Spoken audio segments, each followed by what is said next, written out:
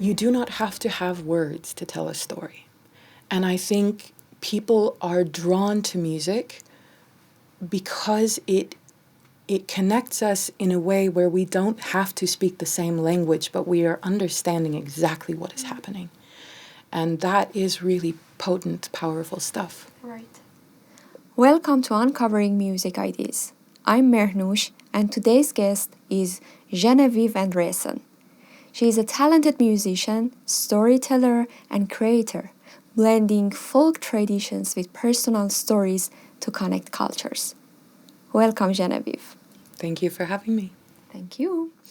Growing up in a theater family must have been challenging and interesting. Would you like to share with us some of the earliest memories of being on a stage and the backstage? So when I was about 3.5 years old, was the first time I performed on stage. My parents are professional actors, and they were members of the Vita Shakespeare Festival, which was, as far as I know, one of the last touring Shakespeare festivals in the US. And so my earliest memories are of being on the road and performing Shakespeare with my parents. And I think the first one, and this is quite a magical memory for me, was in a production of Macbeth, where we would set up this massive stage and this huge scaffold, and I got to play one of the Macduff children and also one of the apparitions or ghosts that appears to Macbeth. So my earliest memory of that is standing on this scaffold way above an audience surrounded by trees and lakes and forest and saying, "Macbeth, Macbeth, be bloody, bold and resolute, laugh to scorn the power of man, for none of woman born shall harm Macbeth." Interesting. Yeah. Wow. Not a usual childhood. Exactly. Being on the production of Macbeth at such a young age can be a powerful experience. It was very powerful experience. I think it really, it showed me the magic that is capable when you stand in front of an audience and you connect to thousands of people. Yeah. It's incredible to think that you were exposed to the theater when you were a child. Yeah. I think it really colored how I approach the world in general. Great to know. Wow. With such a creative background in theater, what made you to choose music? While I am not involved in theater much anymore, I am still a storyteller. First, I started in theater, but at some point I realized that I didn't want to pretend to know how to use a sword, how to bake a pie, what songs were sung in the 1500s. I wanted to actually learn those songs. I wanted to learn how to do those things. And so I ended up going first from acting and working backstage and in film and theater to slowly moving into the world of dance and movement and teaching. And from there, at some point, I ended up transitioning into music. So I only came to music, well, let me be clear with this. So I did sing when I was a child. In fact, there was never a time I wasn't singing. I would make up little songs and record them on the tape recorder and play them back. And okay, so you had this talent in your blood already. Well, I just felt like everything was always musical. Like I could be sitting in a room and talking and hear how my voice would echo in the corner of the room. Or I remember my grandmother asking me to vacuum her apartment and realizing that the vacuum had certain notes in it and I could sing with it. And so I don't think, kind of like a fish isn't really aware of water, I don't think I was ever really aware that I was musical. I just knew that everything around me was music. Yeah, exactly. But I think it took me a long time to come to the place where I thought that I could be a musician. Decided. Yeah. And so it was only about 2015, 2016, I think, that I really I picked up the guitar, I started writing music, and songs started pouring out of me. And then a little while later, I realized that all I wanted to do was learn folk music and folk dances. So I took off, I hit the road, and I ended up traveling for about 5.5 years. Yeah. just doing that. You mentioned about the guitar, so was it your first instrument that you picked up, or? No.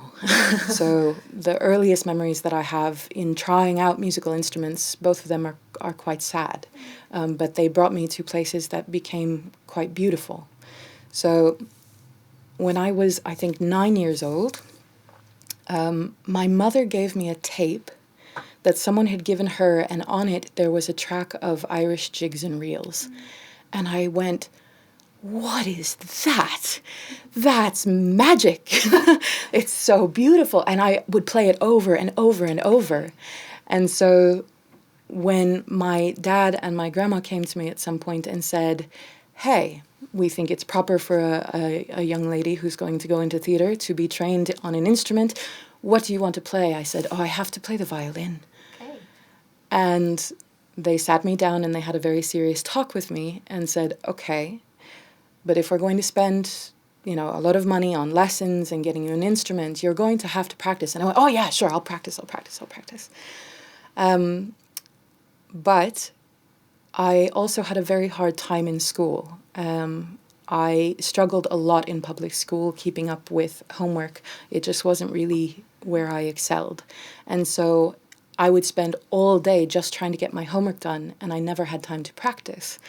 And then at some point there was a big argument, and I think my dad said something like, well, if you're not practicing, you'll never be a first chair violinist. And I said, I don't want to be a first chair violinist. I just want to play the violin. And I don't want to play this classical nonsense. I want to play Irish music. I want to play gypsy music. I want all the music. Genres. Yeah, exactly. And he unfortunately said, well, that's not what we agreed to. And so at some point the violin was put on a shelf, and I was told that I needed to look at it as a reminder of breaking my promises.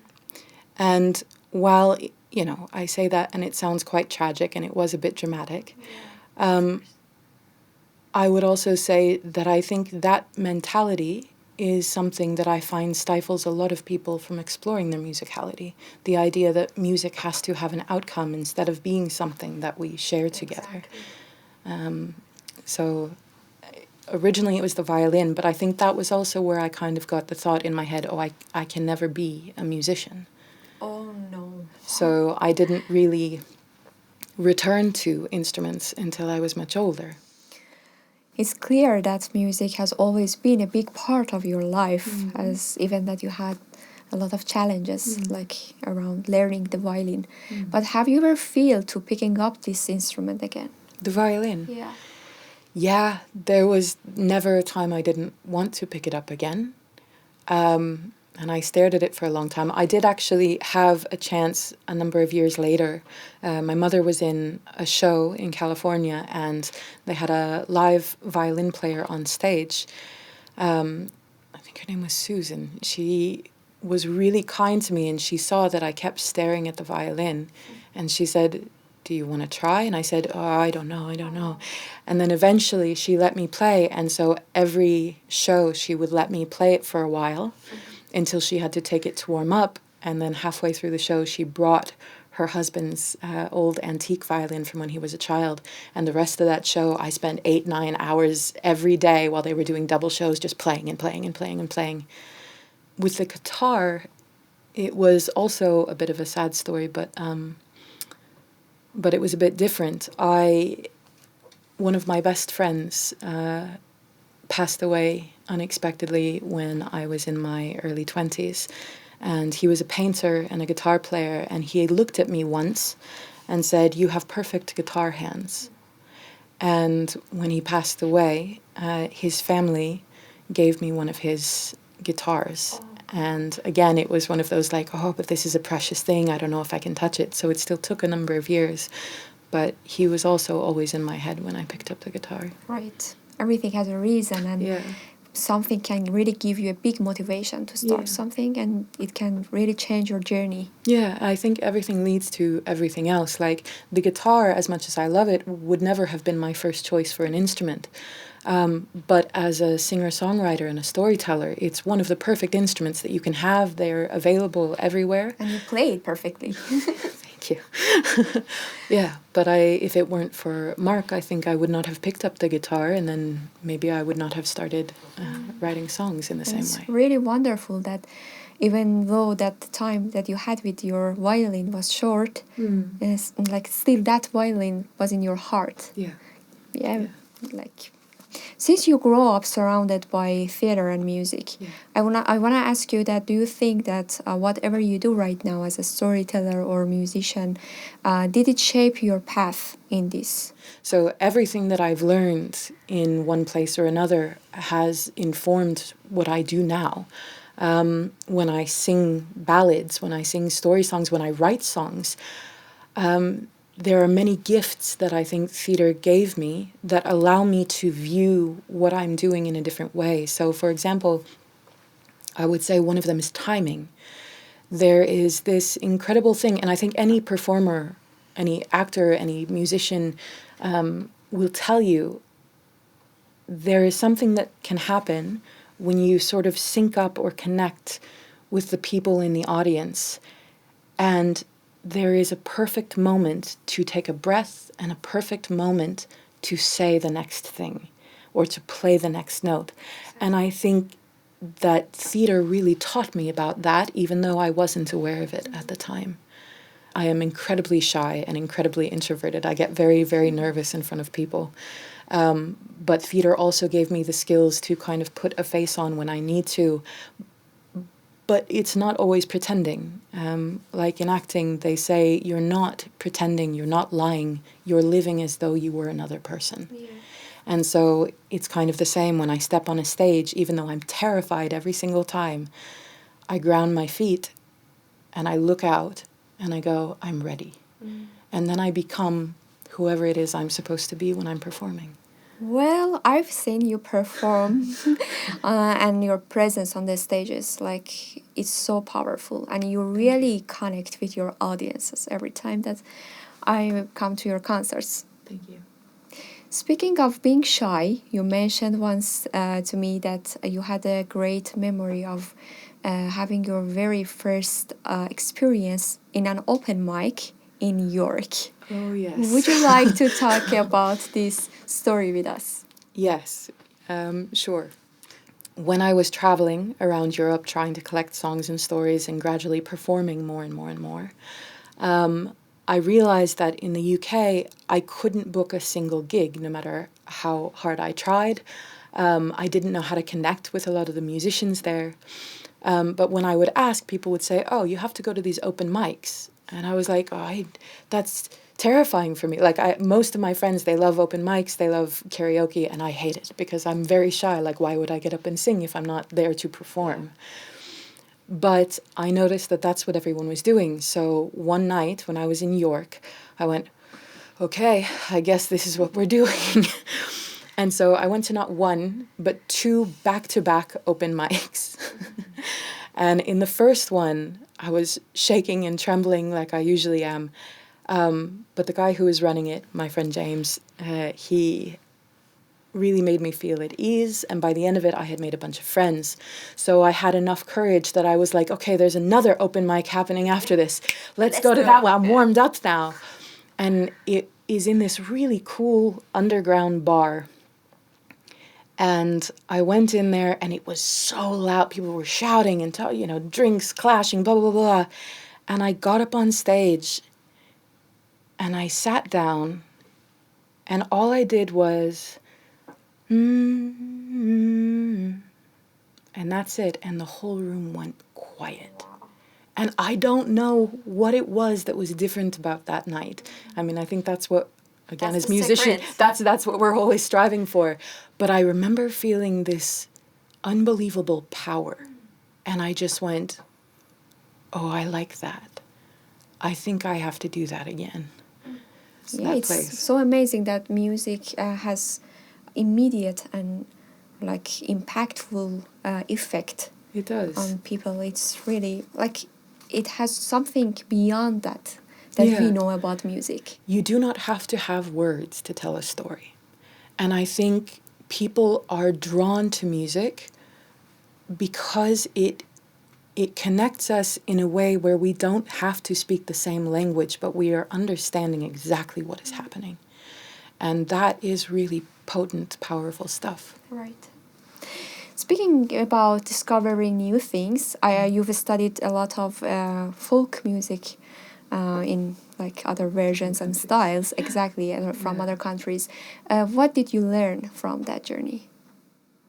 I realized just how much I don't know about the world, but instead of being intimidated by it, it just makes me excited. Like, I didn't realize how much of a traveler I am at heart, but I feel most at home when I'm on the road and meeting new people. And then when I started traveling and I was trying to meet people, people assumed, they were like, well, you're American, you're a folk singer, you must love American folk music. And I was like, well, what American folk music do you mean? You mean African spirituals? Do you mean Appalachian music? Do you mean blues, jazz? What are you talking about? But what's interesting is that a lot of the songs that I grew up with, that I grew up hearing, that I had no real love for, when I heard them from the mouths of people who I had just met, it took on an entirely new meaning. I heard them completely differently, and it was something that I could share with people. And the context of that really changed me. And so now I've suddenly started really trying to discover, okay, what music exists in Oregon? You know, what traditions came from which places? And it's a really humbling and really freedom-giving experience to see yourself through someone else's eyes. There is a lot of lessons that we learn from migration. Yeah. For instance, with migrating in general, you feel more about your land. Yeah. You miss it, and you find lots of values that you were not aware. Exactly. I'm far more American than I realized. But I've never been someone, I think because I didn't feel like I had a sense of home, which is, it's not a judgment on it. It just, I think I'm a traveler, and I think that's really what it is. But I never felt homesickness in the way that most people do. Like, I think also because I'm an introvert, when I love someone, I carry them with me at all times. They don't have to be in the room for me to feel like they're near. So I didn't feel like I missed a home ever when I was traveling until coming to Finland. And now that I've been stationary for a while, not just traveling from place to place, I have this aching, like, pull to smell the sea and the redwood trees where I come from, and climb the mountains and taste the fruit that tastes like the soil where I'm from. And if you look at folk music, I'm going to venture and say in any tradition, there are all these songs and stories about home. Exactly. It's a way of tying to people who live, people who have lived, that you came from, but also intrinsically tying you to the land and the soil that your body is literally made from. You know, we're so detached from nature these days, but we come from nature. Exactly. And I miss the redwoods quite a lot. I do agree, and it's really important that music is really a bridge between places and memories. It is. When I sing a song that I've sung 1,000 times, but I sing it after I've been to a place that is spoken about in the song, it changes how I sing. Yeah. It just does. That's true. Yeah. Living in Finland probably gave you a lot of new perspectives. Yes. How do you think that it affects your music journey?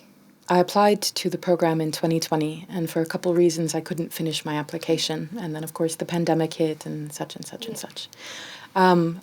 And then the next year, the global music program wasn't taking students because the pandemic was still going on, but the folk music program was. And I had just started to learn the very beginnings of some Finnish folk music, and I went, wow, this is some beautiful stuff. And so I thought, okay, I'll learn some Finnish folk first. So I applied to the folk program, and they said, well, you can sing, but you don't really know anything about Finland or Finnish folk music, do you? And I was like, well, I'm here to learn. And they said, well, if you want to learn about Finnish folk music, you have to go to Kaustinen. And Kaustinen, for those who don't know, is kind of a...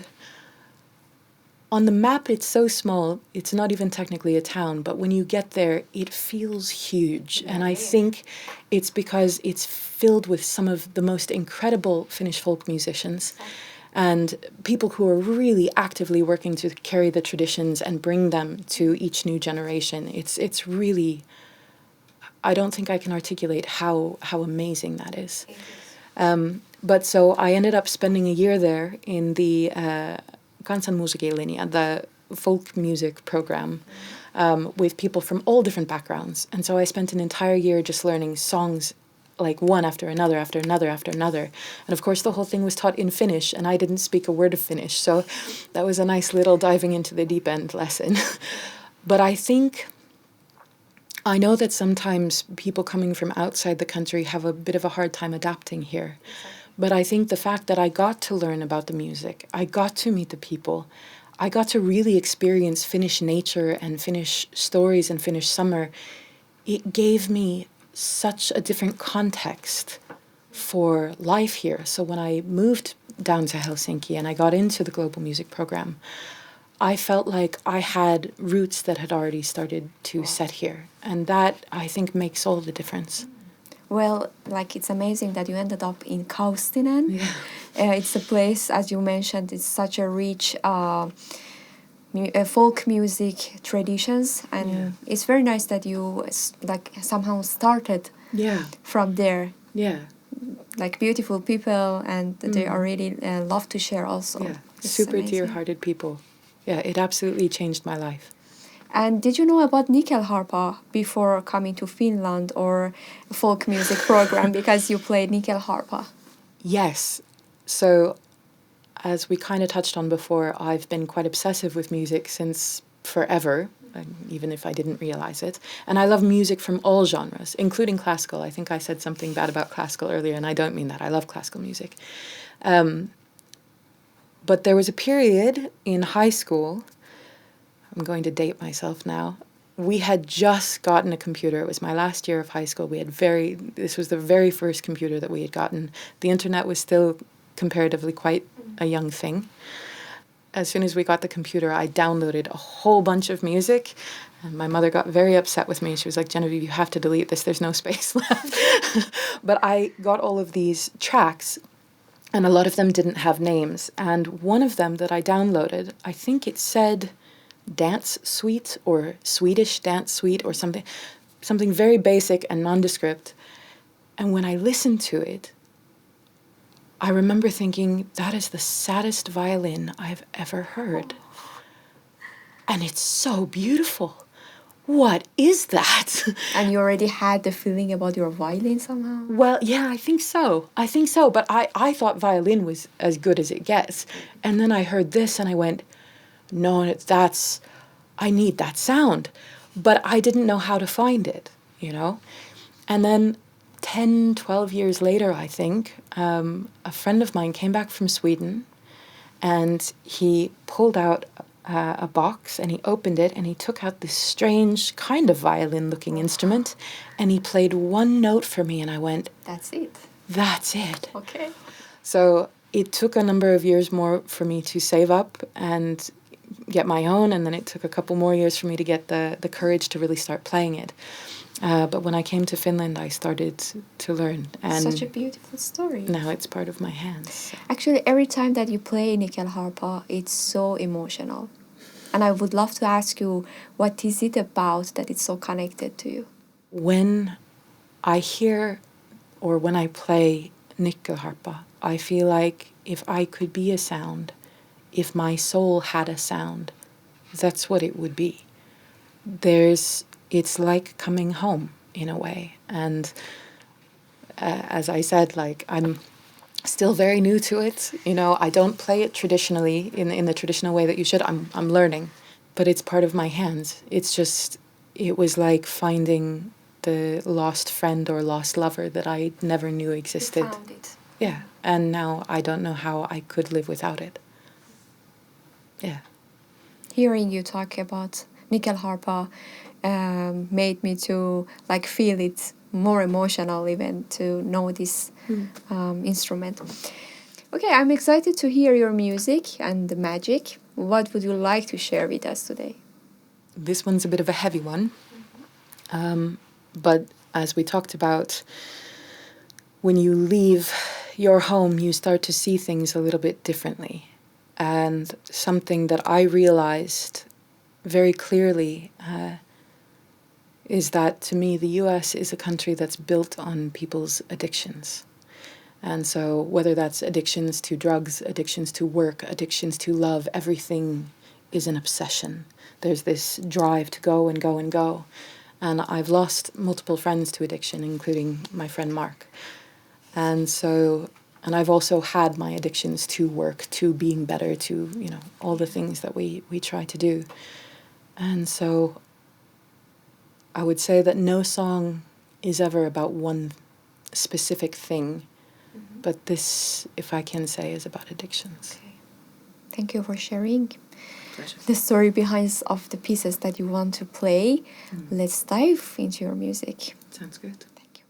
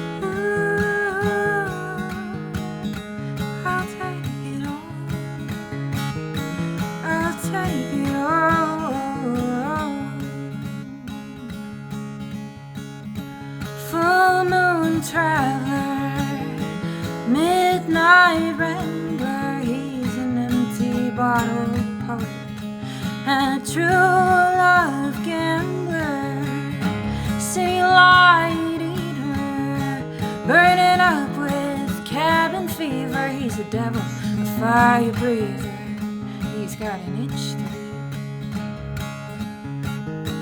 Ooh, ooh.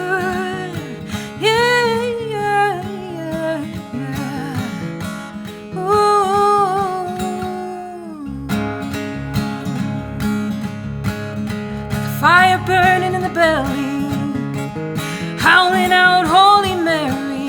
He cries crocodile tears and whiskey. I'm lifting so much more than I know how to carry.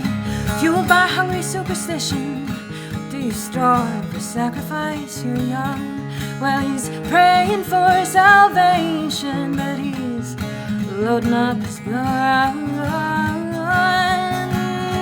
Whoa, whoa, whoa.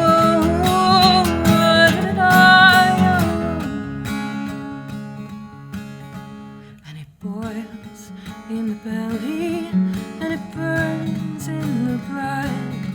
Riding high on golden glory, wake up screaming in the mud. Oh, it boils in the belly, and it burns in the blood. But it's never enough, never enough, never enough.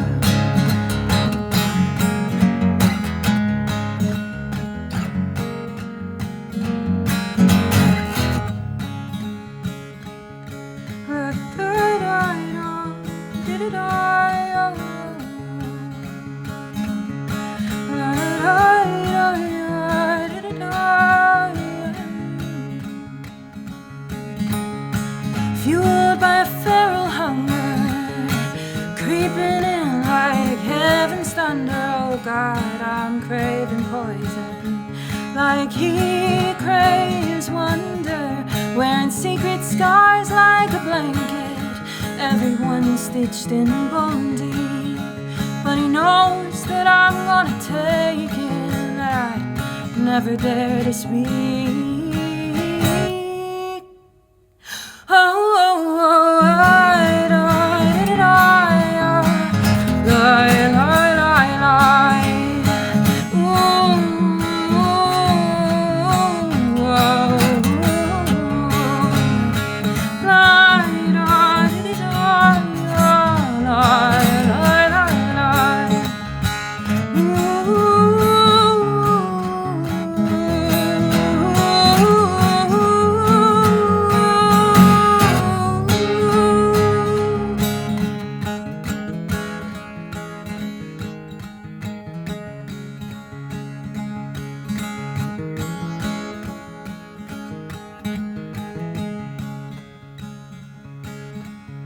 Hush now, don't you worry, don't bother to look for a door. There's no need to beg for forgiveness, you know you'll just be coming back for more. I'm merely breathing in the darkness, I know this war can never be won, 'cause I keep begging him for morning, but I keep running from the sun. And it boils in my belly, oh, it burns in my blood. Gods you worship after midnight leave you drowning in the flood. Oh, it's growing in my belly, spreading wildfire in my blood. And it's never enough, never enough, never, never, never. God, it's never enough. No.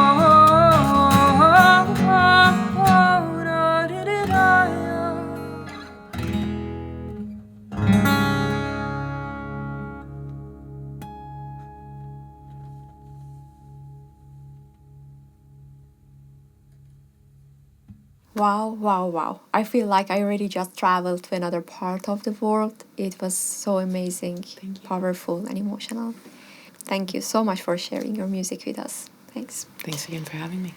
Honestly, it reminds me something that you mentioned before, that music is being like a medicine. And we were talking about this topic that you feel that it's really connected. I would like to ask you, could you please share about more beyond this Yes. region? Yes. I'm about to get on a little bit of a soapbox, so I hope you're ready. In my sort of non-linear life path, when I became a dancer, I also ended up becoming a massage therapist, specializing in injury rehabilitation. I did this initially because I had my own injuries and I wanted to help my students and this and that. But when I went to massage school, I became deeply passionate and deeply upset about medicine and about how little we are taught about our own bodies and how little skills in medicine we are given. And to me, music feels very much the same. You are always going to have doctors, surgeons, people who specifically have knowledge for situations where deep medicine is needed, where very explicit training, is required. Of course, that does not mean that the majority of us would not benefit from having some basic knowledge in how to care for one another and in the operation of our bodies. Similarly, you're always going to have musicians, dancers, storytellers, people who devote their entire lives to doing this art form. True. That does not mean that everyone in the world should not be able to sing for the sake of singing, to dance for the sake of dancing. And I think one of the reasons we are so detached from nature, so growingly detached from each other, is this taking of music and making it only a commodity. And I think if everyone was able to and encouraged to make music, to dance together in ways that are not only during, weddings or, graduation ceremonies or things like this, and people were encouraged to just create music as part of daily life, we would be living in a very, very different world. Your perspective on music as healing and other aspects is so amazing, and thank you. The sense of connection, I think, is really important in your life. Looking ahead, I know that preserving folk music is something that you love. Yes. And you have some plan to make a project with filmmakers, with storytellers and musicians to do it. So how is your plan and what do you want to do? My sort of grand dream is to find a number of like-minded artists and people. So musicians, visual artists, storytellers, filmmakers, translators, writers, everyone. I would like for us to come together in some configuration to build a sort of large non-profit organization or think tank. The basic concept is this: say there are 50 people involved at any one time. And out of those 50 people, that means that there's 5 teams, 10 people each. In theory, we go together as a group from all different nationalities, all different backgrounds, but with a common purpose. We go to some place in the world where the traditional music or dances or art are dying out, are not as appreciated, are overlooked somehow, and we stay there for maybe a year. We live with local people, we learn from local people. While we are there, we offer workshops to the local people in our own traditions, but the main purpose is also to learn from artists, to learn from everyday people who are keeping these traditions alive. We learn as much as we can, as specifically as we can from these people or these artists. If there are local artists that are known for their craft, then we work with them. And at the end of, say, a year, maybe a little bit longer, we have put together some kind of, it can be a performance, an installation, something, a film, whatever it is, it doesn't matter the end point. But we try in a way to capture something of the culture, of the traditions, and of the people. We show what we've done to the people who are local. We get feedback a few times before we leave. Then, let's say if it is just a year, the next year, all 5 teams come back together and we tour globally, giving workshops. We bring those local musicians or artists with us. And we try to get people from outside of the culture to learn about these cultures. And I think the reason for that is twofold. One is that, yes, it inspires people from outside the tradition to be interested in the tradition. Okay. But the other is that, as I said, I've found that when I learn about a tradition that I'm not from, I'm able to see things from my distance that people who are in it do not. And in that way, I am able, even, without doing it on purpose, to inspire local people to become involved in their tradition and take an active part, but also from a place of openness and sharing as opposed to nationalism. Yeah, I love that how you are trying to preserve and keep this beautiful repertoire that probably they don't have equipments to keep it and save it. Yeah. Thank you. Thanks for sharing. Thank you. Before we wrap up, we have a tradition in our show that we ask our guests to bring us a poem. Yes. Would you like to share a poem from your land? I would. It's one of the earliest pieces of poetry I remember reading, and I ended up performing it in high school as part of an assignment from one of the teachers in my life who had the most impact, Mr. Tom Wills, who passed away some years ago. But it's called Ode by Arthur O'Shaughnessy. We are the music makers. We are the dreamers of dreams, standing by lone sea breakers, walking by desolate streams, world losers and world forsakers on whom the pale moon gleams, yet we are the movers and shakers of the world forever, it seems. With wonderful deathless ditties we build up the world's great cities, and out of a fabulous story we fashion an empire's glory. One man with a dream at leisure shall go forth to conquer a crown, but three with a new song's measure can trample an empire down. We in the ages, lying in the buried past of the earth, built Nineveh with our sighing, and Babel itself with our mirth, and o'erthrew them with prophesying to the old of the new world's worth. For each age is a dream that is dying, or one that is coming to birth. Thank you, Geneviève. It was such a pleasure to have you here with us, hearing your journey, your perspective, your vision, and everything that you shared with us today. Thank you so much. Thank you so much for having me here. That was Geneviève sharing her beautiful journey and the powerful connections she makes through music. Thank you so much for joining us today on Uncovering Music IDs podcast. I'm Mernoush, and if you enjoyed this episode, don't forget to subscribe, leave a review, and share it with anyone who loves exploring in the world of music and culture. Thank you.